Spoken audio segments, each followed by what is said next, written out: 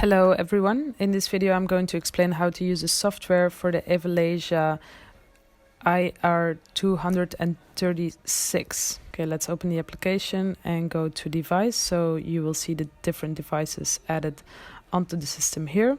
And then we'll go to system. You will see two different options, the high temperature alarming and the low temperature. We will only be using the high temperature alarming. So make sure that you click allow alarm, and there you can set the threshold. So right now we're taking 37.3 degrees Celsius. You can put it higher or lower if you want.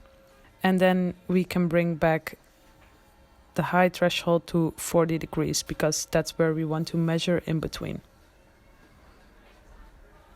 Then you can choose the number of alarm targets. We will put it on 5. The delay time we just leave blank, and then the transparency we will not touch as well. Okay, then the sensitivity. You have 3 different options. It's best to leave it just on standard. Advanced is putting it on 4, standard is putting it on 8, and custom you can choose yourself, but just let's leave it at standard for now. Then also make sure that your face detect and your high temperature tracking are both enabled, otherwise they will not detect any of the people and you will not track the high temperature. Then always click save. Then we'll go to the shield area. So you're in the possibility to draw or to draw a shield on the screen for the background that has a higher temperature you do not want to measure. So we will do it here very quick, but if you're using this installation on long term, it's better to do this a little bit more accurately. And also make sure that the stream of people passing by is not near the shielded area. Okay, then we will save. And then we are going to the black body area. Okay, we're going back. You see the black body is there. We're going back to settings, entering the password 0. We log in. We go back to our black body area. And there it is, our black body.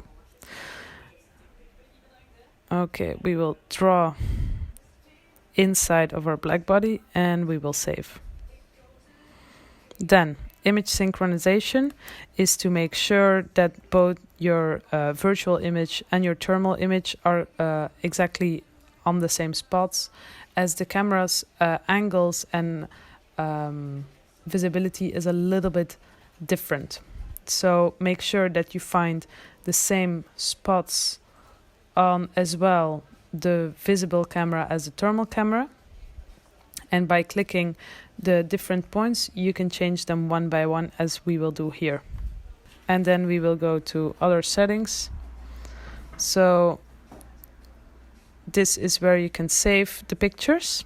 You can choose your location. Then the days that the images are saved and the videos in Belgium is 30 days maximum.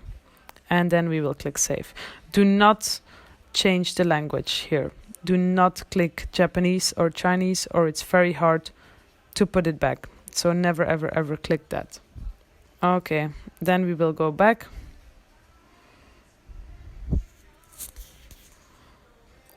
Okay, and we see that everything is set up.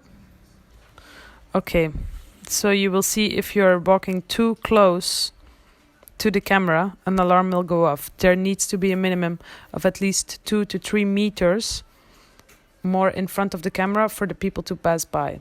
So if you set up the camera, make sure that it's at least a 3-4 meter distance.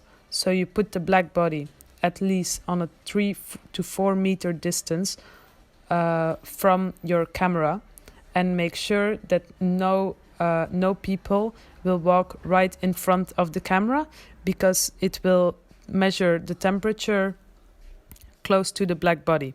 So make sure that you're measuring the people, or that the people are passing by close to your black body. Make sure that your people are not walking in front of your black body, and that your black body is positioned a little bit higher. When the alarm goes off, you will see that it will capture a photo of when the alarm went off. If you then click on those photos, you will see that 5 or 6 photos were taken per time, but you're seeing them in an overview, as you can see here. So this is a little bit of explanation on how to use the software. If you have any questions, here you can see our support line number, or you can email us at support@avalasia.com.